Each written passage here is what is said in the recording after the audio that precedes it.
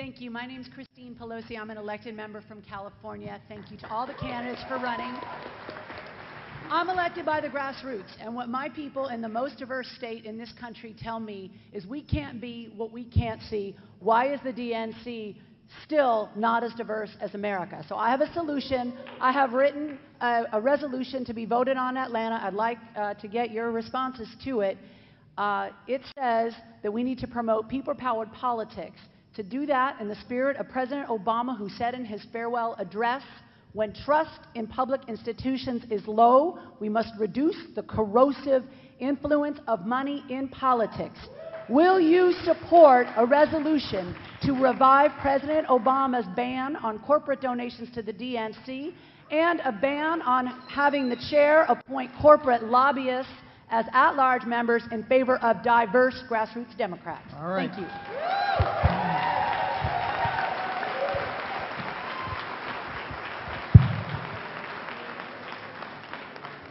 I'm sorry, that's all the time we have. Thanks, though. I'm kidding. So, since this was a very specific question, and I appreciate that, please, you don't have to give very long answers, right? You can just say whether you're going to support this proposal or not. If you want to give a few words about why you will or not, that's fine. And I'll start with Sally Boynton Brown on this one. Thanks, team. I don't know why the microphone always keeps running away from me. So I will say I've already gone on record in the media as having said I absolutely will. I think the number of at-large members that we have is really unfortunate. That gives a lot of power to a chair who makes all of that appointments, and I think we need to decentralize power. I will say for me this issue is about access. There are all sorts of pieces of my plan that talk about access, because what we really need to do is make sure that everybody has equal access, whether you're a homeless person with not two pennies to rub together, or whether you're somebody who is very influential and has a lot of money. You need to be able to talk to the chairwoman, right? And so in my plan, I say specifically that the chair needs to set up daily appointments with people who are not influencers and who are not donors, who are just great Americans with great ideas that they want to talk to the chair of the party. Okay, so let me just make sure that she's answered the question. Are you for or against the issue of corporate money, which I think is one of the... Sorry, I have already said yes. I absolutely will reinstate that ban. Okay. I apologize. That's all. I just want to make sure everyone knew. Congressman, go ahead. Let me tell you, I would support it, but I want to ask two questions as we do. One, how are we going to make up the money? Because the truth is it takes a lot of money to run a campaign. We're all going to have to we're all going to have to take fundraising as a responsibility. We got to go low dollar and make up the money. I believe that the people of the Democratic Party will fund their party, but we've got to ask them, and make no mistake, we're going to have to make it up. And the other thing is, I will not, Christine, impose it. It will be a debate that we will have, and that people will be allowed to offer their different points of view on this issue, because I believe the Democratic Party should be run democratically. And there will be an opportunity for amendments, there will be opportunity for debate, but I'm a yes. Okay.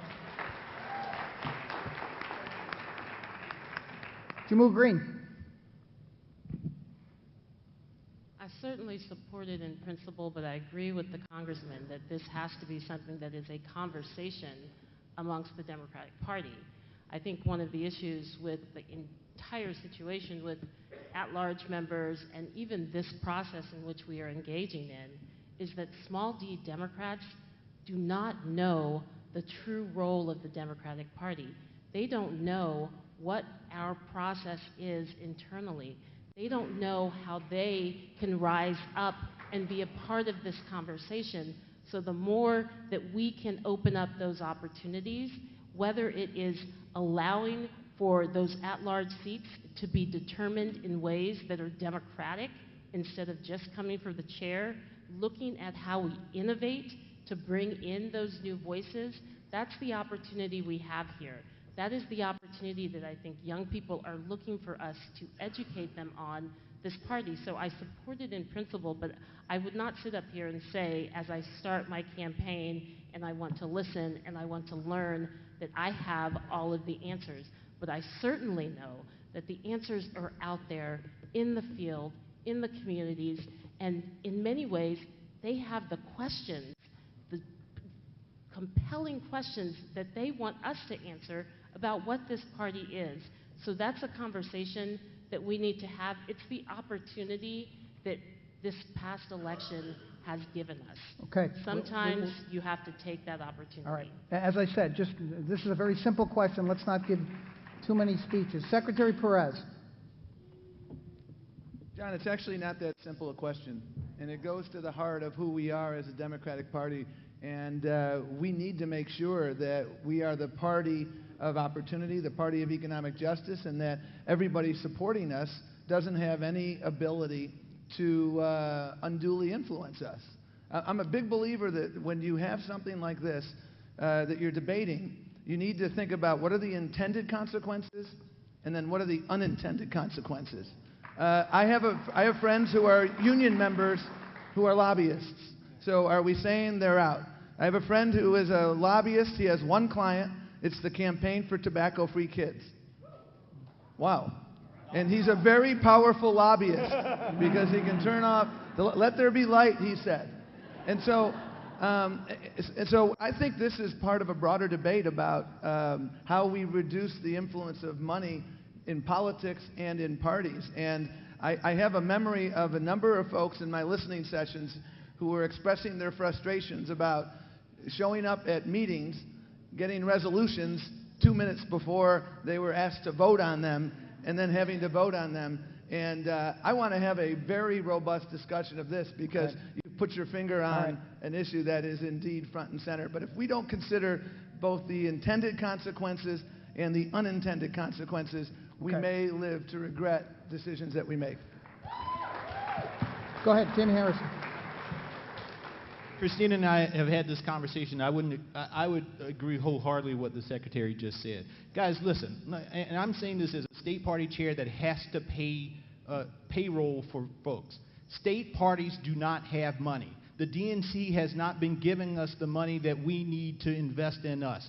For us to cut off dedicated funds at this point where we're trying to get more, the ASDC just asked that all of the candidates agree to $25,000 a month as it relates to $25,000 a month as it relates to the SPP program, meaning that each state party gets $25,000 a month. The question is, if we agree to that, where does the money come from? We are a minority party at this point. Y'all understand this. We are in the minority in every aspect of the situation, from state houses to Washington, D.C. So for us to say, we're going to just start, well, we got to cut off this money and we got to now make that back up because we don't even have enough money now, I think we really need to take a long look at that. All right. Chairman Buckley, go ahead. Thank you. This is one of the issues that I do address. 2 pages in my pamphlet talks about reforming of the DNC. The real issue here is the power of the chair, whether it's talking about the nominating process or this very issue of fundraising or the appointments of at-large. The reality is that the chair of the DNC has been allowed to simply make the choices and decisions. I think that's wrong. I've stood up against the appointment. Some members of the Executive Committee of the DNC years ago hated me because at every single time that a certain very popular DNC chair would come forward with a nomination and it wasn't an out lesbian, because I said, why the hell isn't there an out lesbian on the Executive Committee of the DNC? I would vote no. I didn't care who he was bringing forward. I said no. And when Tim Kaine became chair and he said, well, what can I do for you? I said, you have an ability to and a historic appointment. I want to make sure that the Democratic National Committee, 447 members strong, has a transgendered member. And that's how we got a transgender member of the DNC. It is about doing that. When Christine was talking about let's call on the chair, the fact is that those nominations come back to the DNC. But we've never said no. I've said no, but we collectively have never said no. It's time for us to stand up. Those positions were created at the 1988 National Convention for diversity. Okay. Not for fundraising. Chairman, okay. Mayor, wrap it up. Try to be quick. I passionately believe in containing money in politics. I also believe that's a matter of law. We're going to have to change law, maybe even get into the Constitution as far as what we do. And we got to stand up for that.